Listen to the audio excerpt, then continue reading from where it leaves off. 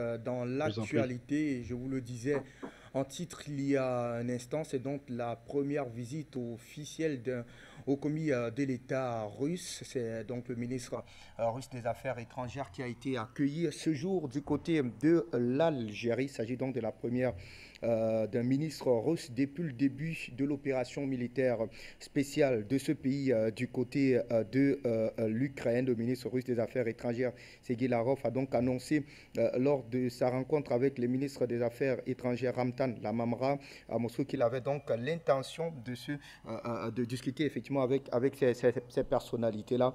Il a d'ailleurs déclaré, je prévois de visiter l'Algérie bientôt. J'insisterai pour que vous me recevez. Nous disons que nous venons en retard, vaut mieux que nous disons que vous venez en retard, vaut mieux que jamais. En tout cas, le ministre russe des Affaires étrangères a donc été reçu ce jour par le président Abdelmadjid Tebboune et les échanges qui ont donc d'ailleurs été élargis aux membres du gouvernement algérien.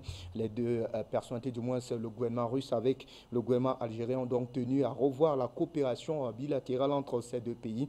Plusieurs analystes s'accordent d'ailleurs à dire que cette visite est purement et simplement stratégique parce qu'il s'agira désormais de réorienter la production pétrolière, certainement de la Russie du côté de l'Algérie sur plusieurs pays sur le continent africain. On en parle avec vous, Gamal Abina, pour tenter de comprendre d'ailleurs la symbolique de cette visite du ministre Sergei Lavrov du côté de l'Algérie. Alors, c'est une visite non seulement symbolique, mais stratégique. Vous n'aurez pas perdu de vue une chose, c'est qu'aujourd'hui, l'enjeu est énergétique. C'est-à-dire que cette guerre est essentiellement liée aux approvisionnements. Ce n'est pas seulement une guerre stratégique ou une guerre de position par rapport à l'Ukraine. Ça va bien au-delà. La Russie est à peu près, représente 30 à 40% des besoins énergétiques européens, particulièrement en gaz, évidemment, en pétrole et en charbon. Et donc, les Européens font tout pour essayer de convaincre les Algériens qu'il faut exporter une quantité plus importante de gaz algérien à destination, évidemment, de l'Europe. Il y a même le projet du gaz nigérian qui vient d'être consacré aujourd'hui par les autorités nigériennes qui passerait par le Mali et l'Algérie. Donc tout cela pour dire quoi? Pour dire simplement que aujourd'hui, les Européens font feu tout bois pour obtenir les faveurs des Algériens. Sauf qu'il se trouve que les Algériens ont coupé l'année dernière le gazoduc qui reliait l'Algérie à l'Espagne via le Maroc. Donc ça fait déjà une perte de 13 milliards de mètres cubes, mais surtout que le second gazoduc sous-marin qui a relié l'Algérie directement à l'Espagne sans passer par le Maroc vient de perdre 20 à 30% de ses débits d'exportation comme une sanction à l'Espagne qui a reconnu en sous-main la souveraineté du Sahara occidental par les Maroc, enfin la souveraineté de la région de Sahara occidental qui appartiendrait au Maroc. Donc il y a eu un bisbis comme ça. Les Algériens reprochaient aux Espagnols de réexporter le gaz vers le Maroc alors qu'ils ont sanctionné en leur interdisant le gaz. Et parallèlement à ça, les Italiens viennent de négocier avec l'Algérie pour qu'il y ait un contrat plus important d'export de gaz. Donc aujourd'hui, la question du gaz est centrale. Elle est très importante. L'Algérie est un grand producteur de gaz. Je crois que c'est le troisième mondial en termes de réserve.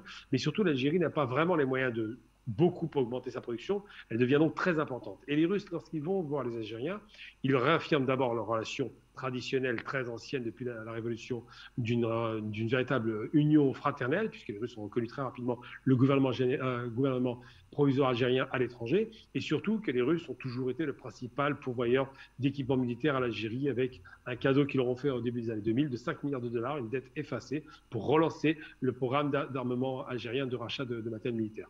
Donc la Russie est très proche de l'Algérie pour des raisons politiques, pour des raisons idéologiques, pour des raisons stratégiques et économiques.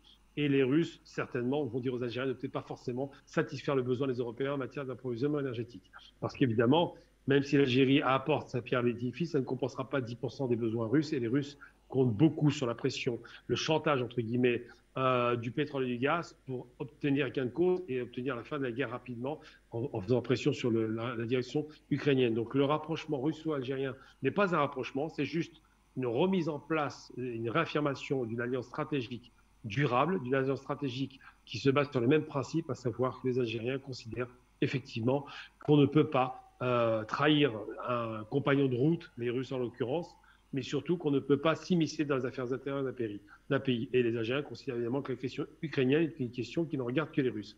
Donc tout cela pour dire que aujourd'hui, le rapprochement russo-algérien qui était attendu a cet aspect économique, cet aspect politique et surtout, Ramtan Lamamra, le ministre des Affaires étrangères, avait déjà téléphoné aux Russes hier, prépare un voyage en Russie et peut-être, puisque c'est un négociateur fin, va peut-être proposer ces bons auspices pour suppléer au rôle des Turcs dans la négociation directe entre les dirigeants ukrainiens et russes. C'est peut-être par l'Algérie qu'on obtiendrait un cessez-le-feu et peut-être la paix dans la région.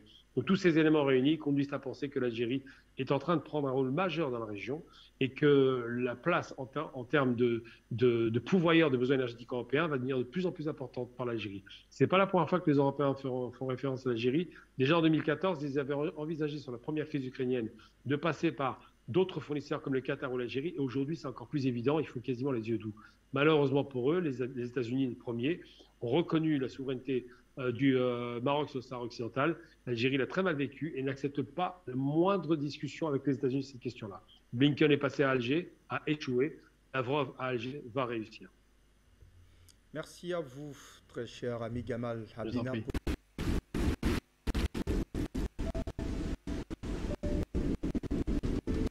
Afrique Média. Le monde, c'est nous.